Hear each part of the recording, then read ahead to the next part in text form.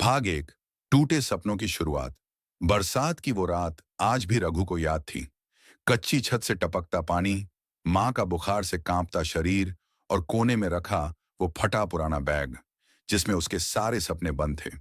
रघु एक छोटे से गांव का लड़का था। पिता बचपन में ही गुजर चुके थे। माँ खेतों में मजदूरी करती थी और रघु रघु पढ़ना चाहता था, आगे बढ़ना चाहता था, लेकिन गरीबी सपनों से नहीं पूछती। उस रात माँ ने धीमी आवाज में कहा, रघु, कल से खेत पर मत जाना, पढ़ाई कर, शायद तू हमें इस अंधेरे से निकाल ले। रघु की आंखें भर आईं। जिस माँ ने खुद कभी सपने नहीं देखे, वही माँ आज उसके सपनों की रखवाली कर रही थी। स्कूल और अपमान, गांव का सरकारी स्कूल, फटी शर्ट, घिसी चप्पल और हाथ में पुरानी किताबें। टीचर ने पूछा, होमवर्क क्यों नहीं किया? रघु चुप रहा। कैसे बताता कि रात को माँ को अस्पताल ले गया था। पीछे से आवाज आई, सर, ये तो मजदूर बनेगा, पढ़ाई इसके बस की नहीं। पूरी क्लास हंस पड़ी। रघु को लगा जैसे किसी ने उसके सीने में आग लगा दी हो, लेकिन उसी पल उसने मन ही मन कहा, एक दिन यही लोग मेरा नाम याद रखेंगे। पहला संकल्प उसी दिन रघु ने फैसला किया। सुबह खेत, दोपहर स्कूल, रात को लालटेन में पढ़ाई। नींद कम होती गई, हौसला बढ़ता गया। गांव के लोग कहते, इतनी मेहनत से क्या होगा?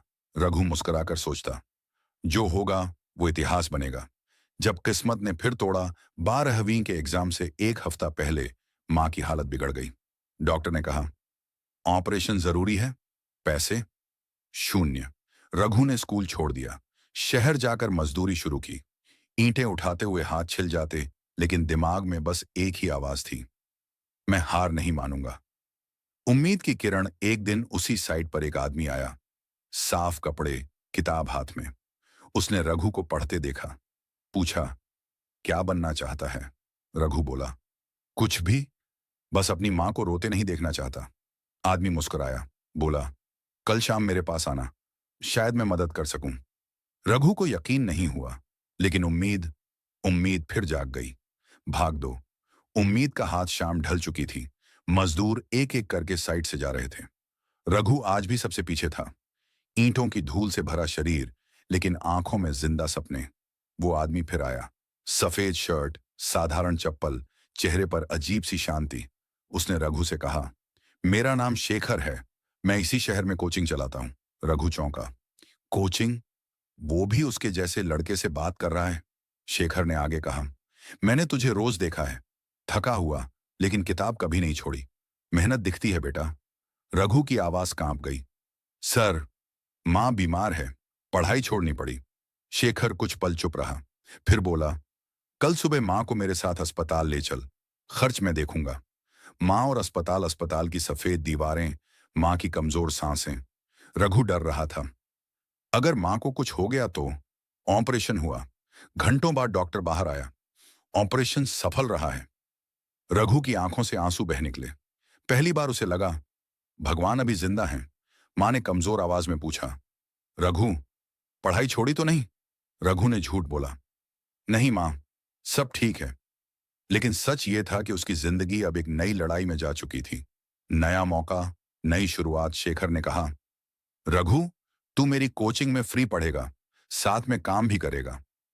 रघु के लिए यह सपना था, सुबह मजदूरी, शाम पढ़ाई, रात मां की देखभाल। पहली बार किताबें नई थीं, लेकिन सवाल बहुत मुश्किल। अंग्रेजी समझ नहीं आती, मैथ्स में डर लगता।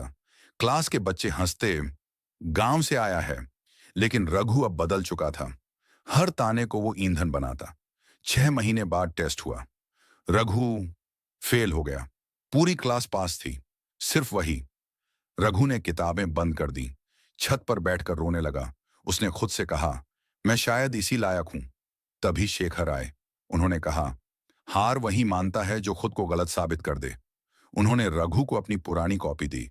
बोले, मैं भी कभी फेल हुआ था, लेकिन फेलियर ने ही मुझे बनाया। आग में तपना। उस दिन से रघु बदल गया।